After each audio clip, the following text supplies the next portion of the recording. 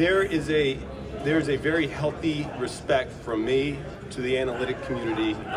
I think that probably comes from my background. I can't really help it, but I do have the computer science and math background, and so I do like to use that as a tool when making some decisions, not just in-game management, but also big picture view of how we want to build the roster and what we want to do offensively or defensively to attack the opposition. When we talked to Dennis Allen a couple of weeks ago, and he was talking about the importance of adding to a pass rush.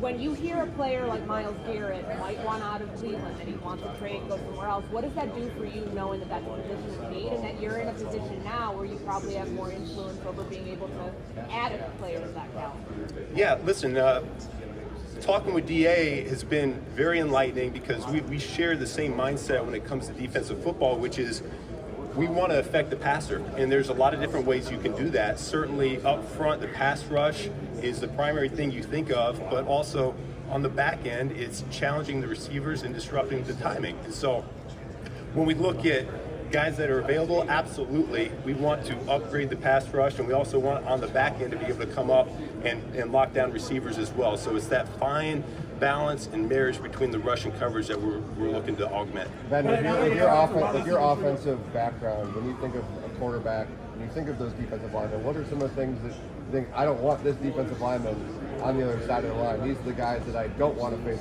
as a quarterback, and are those kind of the guys that you're looking for, and maybe what some of those traits are?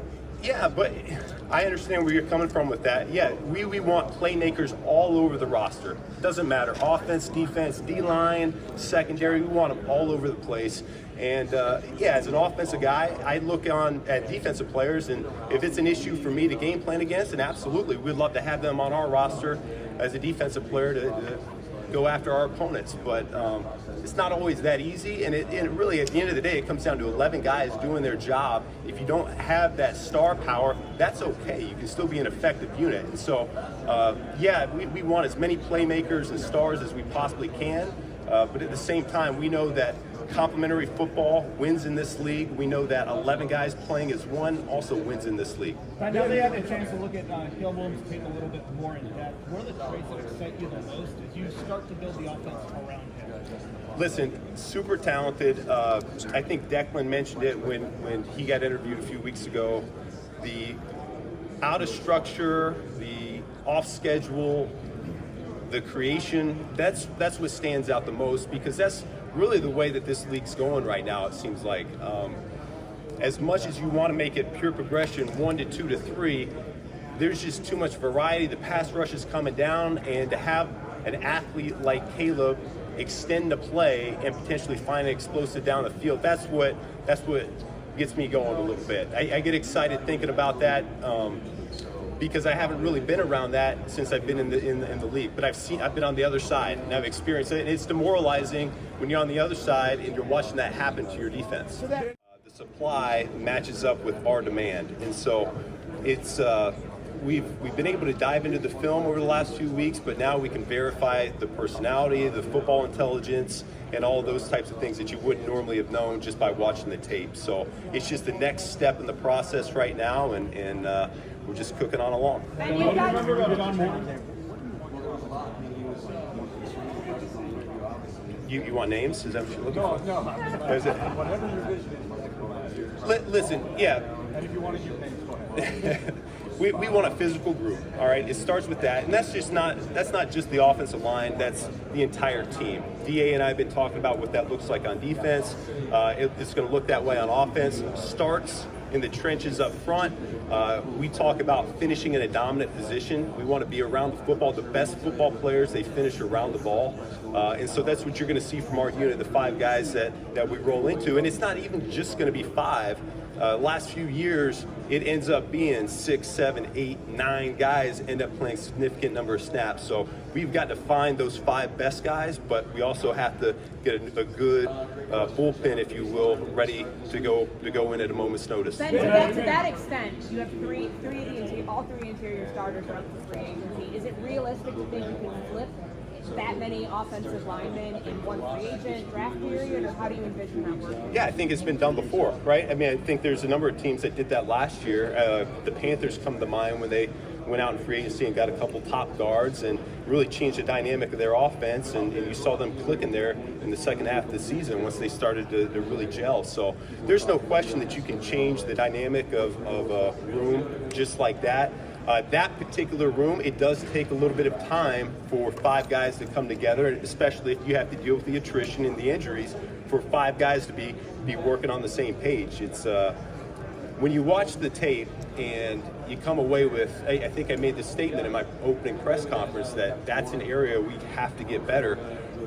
That doesn't necessarily mean we need 5 new starters, because all it takes is one individual to blow up a play. And so we're just identifying where we can get a little bit better, and we're going to continue to raise that floor, and we'll find the right mix of 5 to 8, 9, 10 guys. Well, two more. Have the plays better, but also clock management. Obviously, we saw that on Thanksgiving. So, how are you working with the quarterback and your staff to make sure that the Bears don't have the same kind of clock management issues that they have? Well, I'm not working with the quarterback right now, but I will be soon enough. So we already have a plan in place in terms of Harry Freed was already on staff. He's someone I've got a relationship with from going back to Miami. I think very highly of him, and I'm really looking forward to sitting down. We've already started this process. We call it the Breakfast Club. He and I go 30 minutes every day right now, and he's just taking, I said, teach me like I'm a rookie quarterback from the start to the finish. And so we're about halfway through his program right now. And so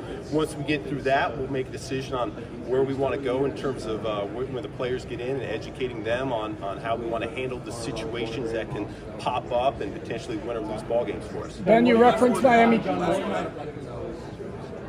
Declan, so great story about him. I ended up calling John Morton, who took the OC job at Detroit. He'd worked with Declan the last couple of years. And I asked him, I said, hey, how's Declan doing? Is he ready to be a coordinator? He said, Ben, listen, he's another Ben Johnson, which I think that's a good thing. I'm banking on that being a good thing. So listen, I think he and I are a match made in heaven. He thinks very much like me. It's been awesome getting him into the building the last few weeks, and extremely detailed, extremely organized. The age does not matter. He is going to be respected by not only the players, but also his fellow coaches as well. I can already see that coming into place with the coaching staff meetings that we're having right now. He's very well informed. It's just like anybody, if you can help make the people around you better, they're going to find value in you. And so that's what Declan's bringing to the table for us right now. Yep. Thank you. Thank you. Necessarily have to be a great running team to get reaction in the play action game. I think it all starts with what your line up front can do, what your backs do well, and you take it from there. And listen, what's so beautiful about the coaching staff that we put together is I didn't hire a bunch of my friends. I went outside of my circle on purpose because I wanted to collect a different mix of experience, of energy, ideas, and we're all going to make it come together, and it's going to be the Chicago Bears going forward. And so it can look a number of different ways. Eric Bieniemy's got a lot of experience in the gun run game and what they did in Kansas City, obviously. And Declan has a lot of success from the Sean Payton tree, and Press Taylor has a lot of success from the Chip Kelly all the way on. And so we've got a lot of library, if you will, to draw from, and we'll see it all come together once we get our hands on these guys. What did you see in DeAndre Swift's season, his first season with the Bears? And I know you have some history with him. What potential do you think there is for him to be more effective? Yeah, so I was with Swifty when we first drafted him in Detroit a number of years ago, and I followed his career even after he left Detroit, and think very highly of him. He's an explosive athlete. There's a number of things that he can do both in the running game and the passing game. I do think he can help ignite an offense because he's got that playmaking ability. So it'll be fun to start to work together again here this springtime with him. Man, you got a talented wide receiving group in Detroit, and you now have one in Chicago. How important was it to bring somebody like Antoine Randall over to Chicago?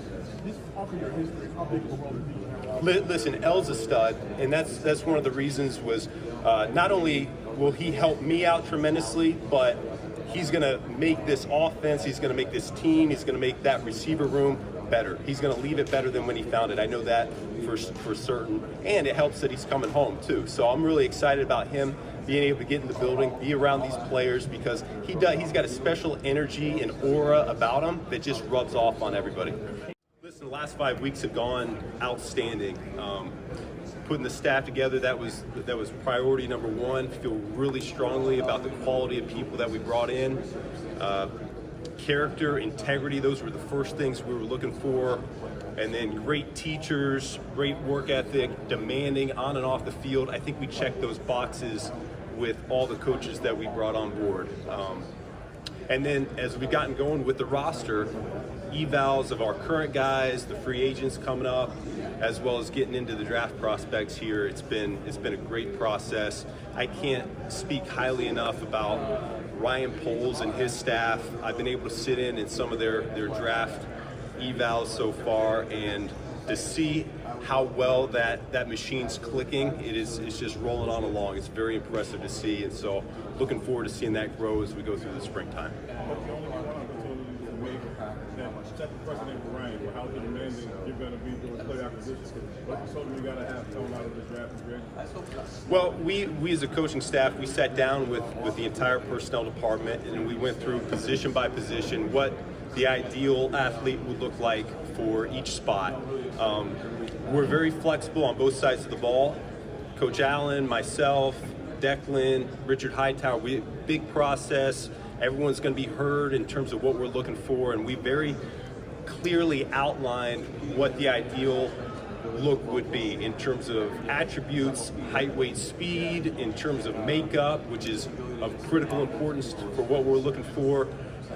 But at the same time, if it's a good football player, we're going to make it work as a coaching staff. So there's a balance going on with that, and I think the dialogue's been very, very, very healthy so far. Ben, when Ben, we how talk, much of a change is it from the influence that you had in personnel decisions?